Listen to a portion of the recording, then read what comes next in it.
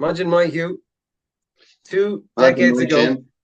2 decades ago, Hugh, you gave me the advice of share and speak with intention, try to listen with attention and the heart as well. And so this is a special podcast we're trying to put out just before an event that we've been working on for some time, from Bialtana to Erlicha to the summer solstice. So I'm just going to open it up maybe to ask you to introduce yourself, but like where are you? Where are your feet right now? Where's your heart and where's your head? And who the hell are you? Well, Hugh Doyle is my name, Shane, and I'm here in Burn in County Down, South County Down, Bana Burka country, Mourne Mountains country, and I've been here for the last few days. I'm back home at the minute for the summer, and it's great actually to be here and to do our Siúlóid Dóchais here as well, in Restrever and Cashland Ruri, my father's home place. So this house here is the house where my mother was born. Bridie McGuinness was her name originally, Breed McGingisa, and she married my father Mick Doyle in 1962, and they came to live here in this house. But yeah, my mother, Breed McGingisa O'Doyle, which is a pretty cool name. Um, is yeah was born in this house in 1937, sorry. So there's a long history of well, McGuinness's, McGingus's, and then Doyle's here in this small, it's a very small house, relatively small in the house, and a small area of land. I'm hoping to do a wee video later on today of the land out the back, where I planted, myself and my clan, my family have planted a wee small forest. But yeah, there's five generations now of the McGuinness Doyle clan that have been about this house. We're the third generation here to live in the house, but there's two more generations after us that have been in around this house as well now. So yes, it's a special place, For and sharing that. And I think it's important to acknowledge that because it is quite grounding to hear you share what grounds you in the place of not just your birth and where you've grown up, but also your clan, your Shinshiri. And so you're going to be going from that grounded position in County Down in Byrne to the heights that are not so far away from you on this coming Saturday on the summer solstice. So SDP, Hugh. I think we need another TLA, another three-letter abbreviation, or absolutely not. But the Siúlóid Dóchais and Phailistín, we're going to talk a little bit about that now, and maybe why we're doing it and how we want people to engage and get involved, and where it might be going from this Saturday onwards as well. So, um, where did the idea? I know we talked about this in Bialtana. We talked about the idea of lighting the fire in our bellies because of the overwhelm, because of the sadness, the anger, the frustration that many of us connected to Palestine from Ireland and from further afield were feeling and continue to feel.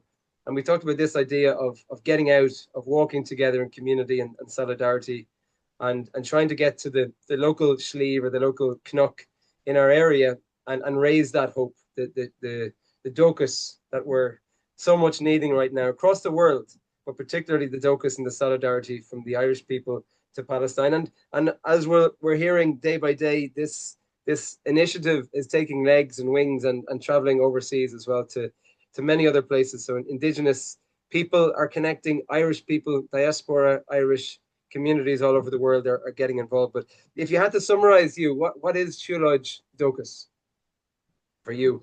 yeah, well, I remember it must have been about April time, Shane, and we were sending messages back and forward one evening, and I was up where I live in O'Connell in Donegal in on Creeslough in Park Forest in Aharja in Ards Forest Park, and we were trying to work out something. What can we do? What can we do to respond in some way to the genocide that is happening?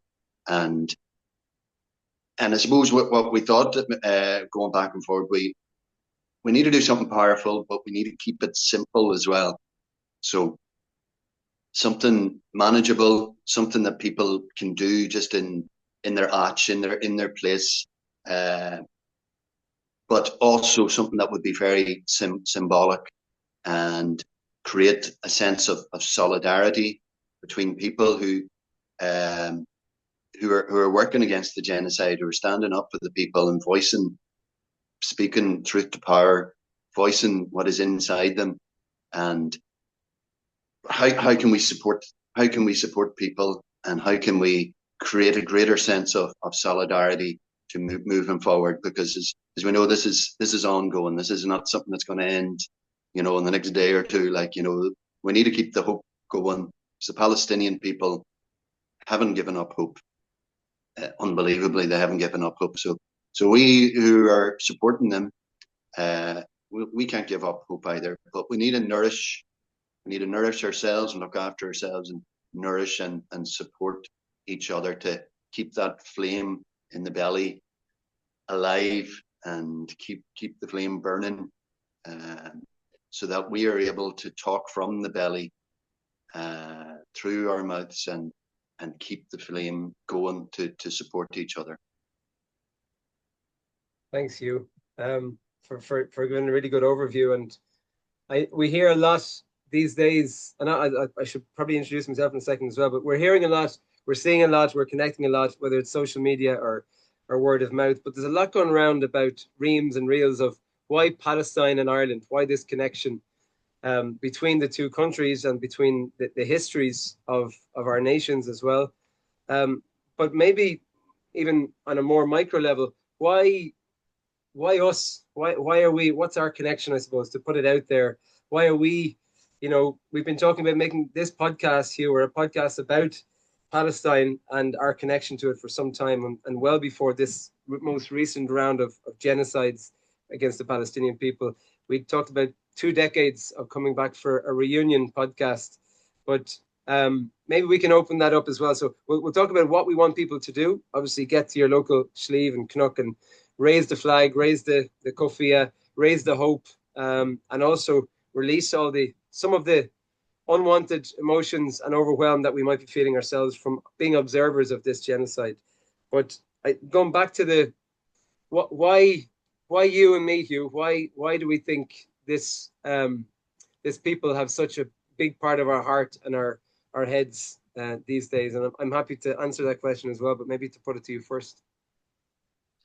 Yeah, well, I suppose myself and yourself met in the year 2000, which is almost 25 years ago now, towards the end of the summer, towards the end of August. And we've worked together in various ways, in various peace projects, and really kind of bringing people together from diverse backgrounds, and trying to create understanding between people whose people and whose lands may have been in conflict.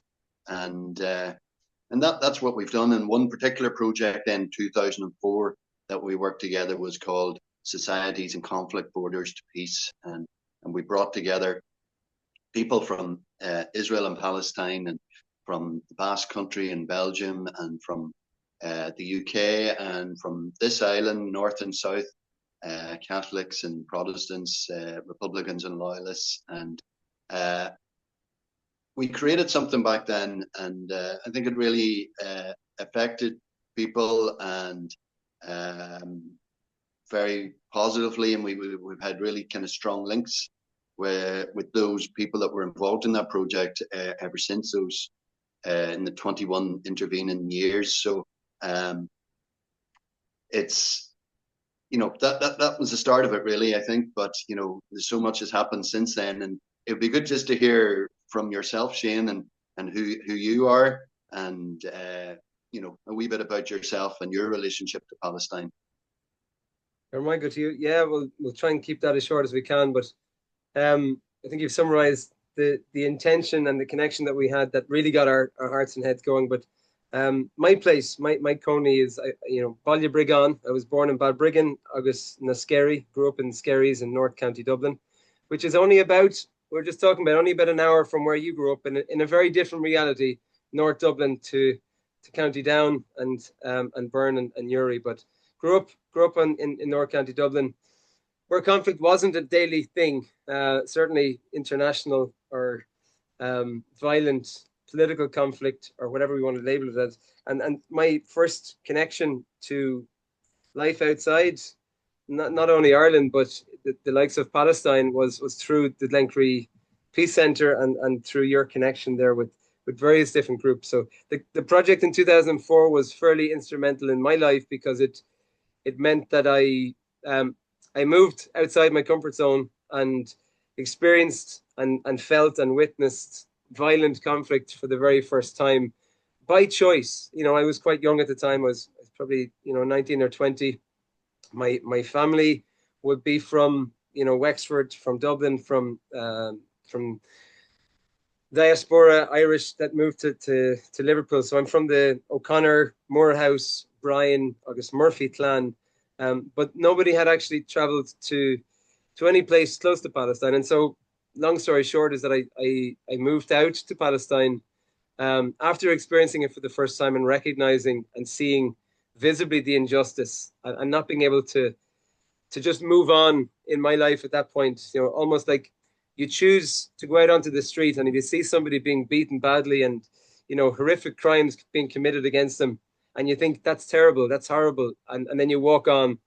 I don't think I had the capacity to just keep moving on and pretend I didn't see what I saw, or pretend I didn't connect with the people who were so generous and welcoming to me, the Palestinian people. So it took a big part of my life, and moved over to Palestine in 2006 to volunteer with a local Palestinian organization, a youth organization in between Ramallah and Jerusalem. And ever since then, so ever since the project in 2004, 21 years ago now, and then moving to Palestine and experiencing life there, and seeing what life was like also from the opposite side of the road, or the apartheid wall, or the occupation, whatever you want to call it. Now, very, very clearly, it's genocide, or continued genocide for me. But I got to see what life was like in Israel. I got to see what life was like in many different parts of Palestine.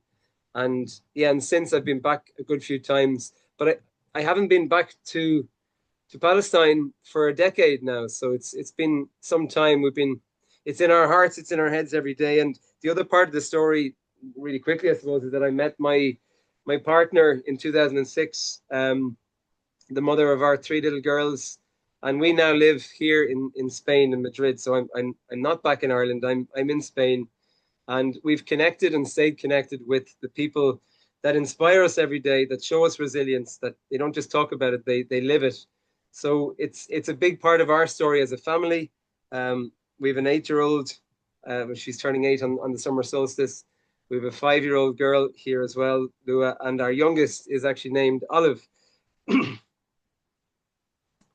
And it's a big part of our story. And so watching and being part of what's going on from our friends' perspective, from a very warped media view of what's happening, Western media view, has been excruciating, not just for us, and I'm not just thinking about us as being victims, to feel that pain and the suffering and the overwhelm and all the other things in between of friends of ours living in a place that we're very connected with and feel powerless in many respects has been really challenging for so many people. And so when we've kept our contact going, Hugh, and it's so appreciated, our daily contact throughout this last 2 years in particular, I think coming up with an idea, like you say, that was simple, that could give us a little bit of energy to move from that fire in Bialtana that we were lighting for the solidarity of the Palestinian people, but then try to do something physically, which is in 2 days' time, on the 21st of June, the summer solstice. We're asking people to move in solidarity,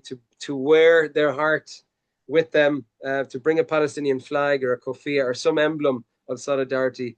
And even more importantly, I suppose, is the action piece. So we can mention now in a second the two organizations, and there's many, many organizations, of course, we could have chosen to work with, but we're trying to work in collaboration with two organizations that are based on the ground in Palestine, but also to create actions ourselves. So whoever's walking, whether you're walking alone, whether you're walking in community, whether you're walking, in your local area, try to think about along the journey, what is it? What one action could you start to take maybe one action, that's it, and you do it. But it's not the thinking, it's not the analyzing, it's not the assessing, it's walking and being authentic to our values, to our character, to our nature, and thinking about something we can do today or over the coming weeks and months ahead for the people of Palestine. Not being static, I suppose, is a big part of this Siúlóid Dóchais. And maybe Hugh, to move on as well, the organizations that we've chosen this time round to work with. Could you mention who they are? Yeah, so we're asking people to support two organisations if you're taking part on Siúlóid Dóchais, and the first one is Ackley Palestine, which is an Irish Palestine charity that has developed a gym in the Lajee community centre in the Ada refugee camp in Bethlehem in the West Bank, and they also have a food programme in Gaza as well that they're operating as well. And the other organisation then is Heal Palestine. Maybe you'll talk a wee bit about Heal Palestine, Shane. Yeah, just to summarize, really, and I came across Heal Palestine about 3 or 4 years ago through some of the other work that I was doing, the solidarity work. But Heal is an acronym because we need loads of them. Heal stands for health for the Palestinian people under genocide and occupation and ethnic cleansing. So health, education is the E. A is a little bit controversial, but it's assistance. It's aid for some people as we know it, but it's just reaching out and helping people in some sort of physical way as well. And then the L is leadership. So they're one of the few organizations, international organizations, that are based on the ground in Gaza and in other parts of Palestine. I think that's very important to make the connection, not just in Gaza, but very much so in Gaza right now. They've health centers, they've education centers, and they're trying to assist people who are living under forced famine, forced starvation right now, and much needed. So the money is one component, or the assistance that we might be able to support these organizations, but really to highlight these organizations, what they're doing for the people of Palestine. So, and with their trusted organizations. So we are aware that people don't have huge amounts of money and resources right now. If we can help out these organizations, appreciated. But going and doing the Siúlóid Dóchais either way, and bringing these people into our mind and into our walk.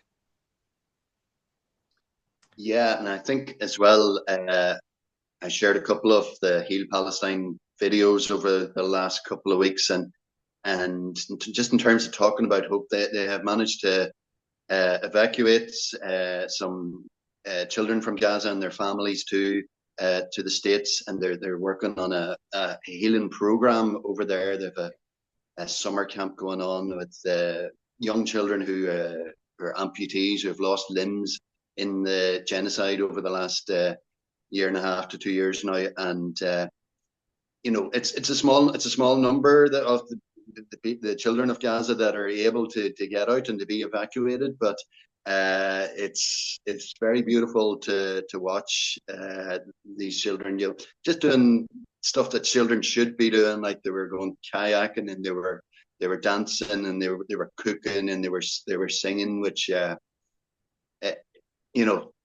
it's really beautiful to see, but also heartbreaking when you also see the images of what children in Gaza and in the West Bank too are going through at the minute.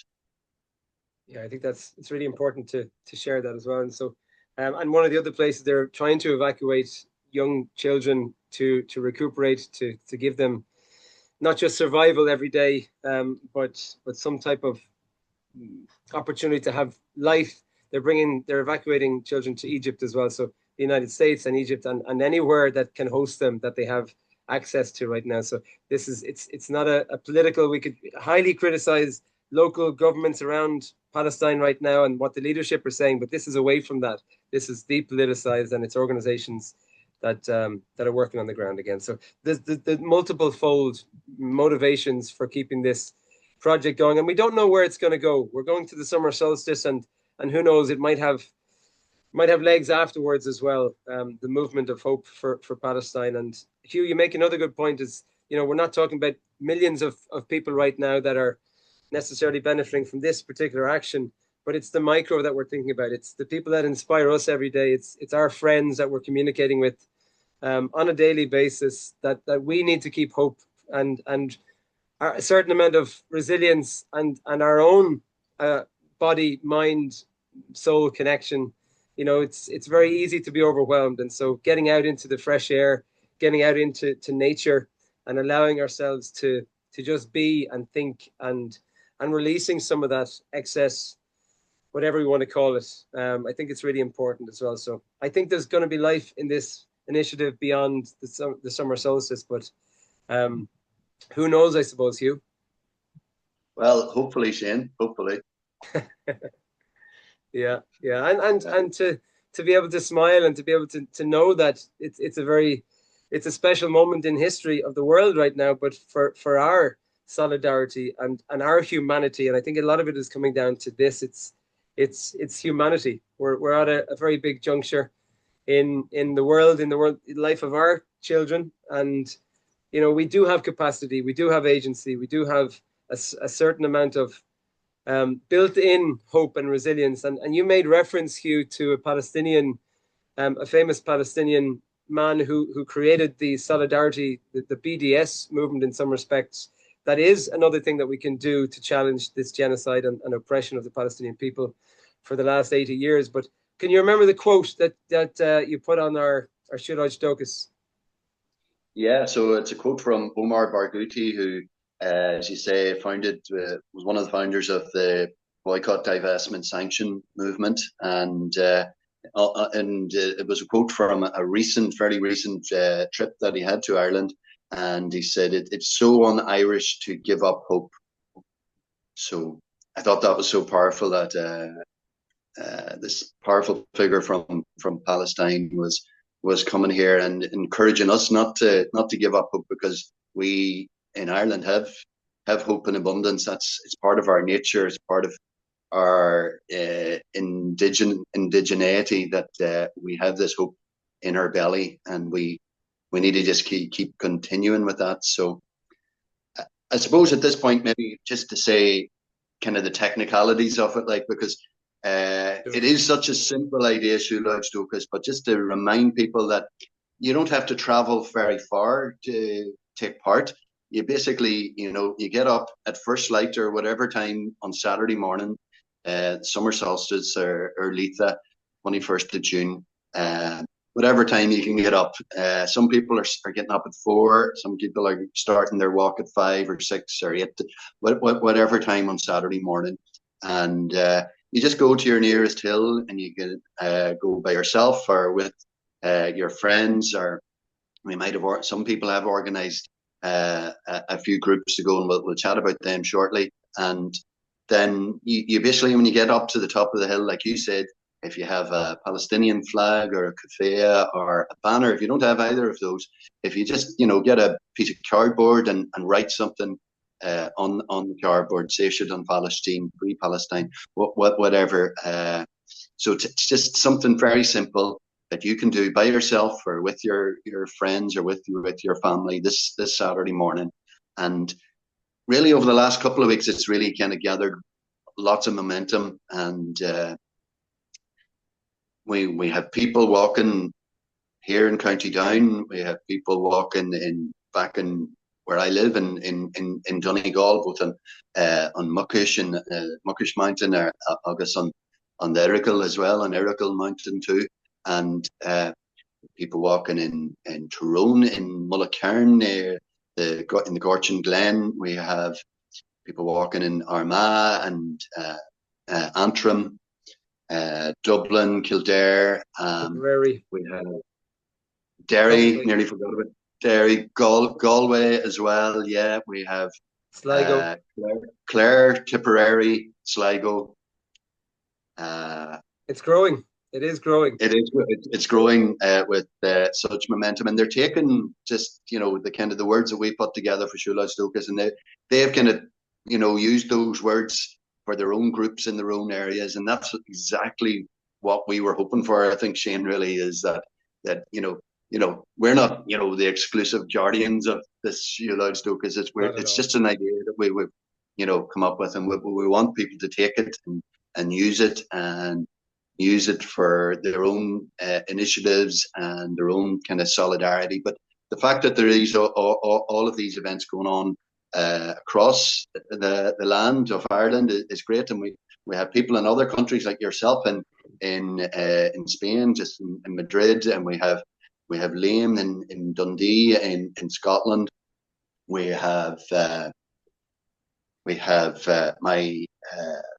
my niece, my goddaughter Ashlyn, who is over in Canmore in Canada at the minute, and she sent me the indigenous name for that area, which is known by the Nakota people as Chuwapchip Chian Kudibi. It's like you're fluent, Hugh. Yeah, absolutely. Yeah.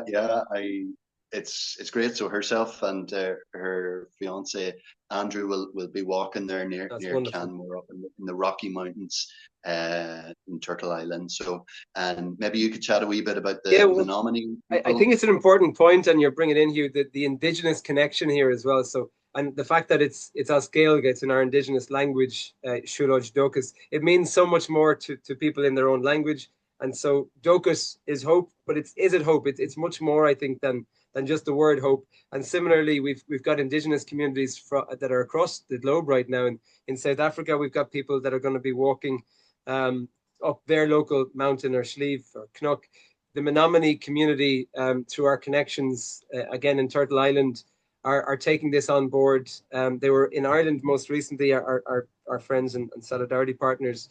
And we've people all the time. Even this morning, somebody in London is going to be reaching out and walking in solidarity. So whatever language, whatever locality you have, recognizing that this is an indigenous solidarity from you wherever you are right now, where your feet and heart and head are, to the indigenous people of Palestine. And just really, I know we haven't got much longer left, and we don't want to go on. We said we'd be 20 minutes, and I think we've easily gone over that. But this is really important, I think, that we don't forget that Gaza, of course, as a region in Palestine, is suffering genocide, but Palestine is suffering genocide. Gaza being one particular place, it's the last place that I was in Palestine a decade ago, and the people that hosted me are no longer around. They've been wiped off this planet. But it is a region, a region the size of, maybe less than the size of the smallest county in Ireland, County Louth, for example. Gaza would fit inside Louth easily. When we say Palestine, we're meaning the whole of Palestine. So it's not just one region that the world and the media keeps on focusing on. They talk about the war in Gaza. This is a genocide. This is an ethnic cleansing. It's an occupation, a legal occupation that is ongoing, and it's Palestine. So Gaza being the region, but we're doing this for the whole of Palestine, on the land of Palestine, the historical land of Palestine, but also the many millions of diaspora Palestinians outside. So it's an indigenous initiative, and we've got so many people on board, which is really inspiring. So let's hope we can get even more people on board, supporting yourselves in solidarity, in community, but also supporting some of the organizations we're trying to assist at this point as well. So any final words, Hugh? And it's really a pleasure to be able to work with you, and I mean that from my heart as well, from my creed. Yeah, no, it's been brilliant, Shane, and I suppose it's given us a wee bit of focus, because if we're constantly seeing the horrors of the genocide unfolding day after day, and so it's important to keep the focus and to keep looking after ourselves and looking after each other as well.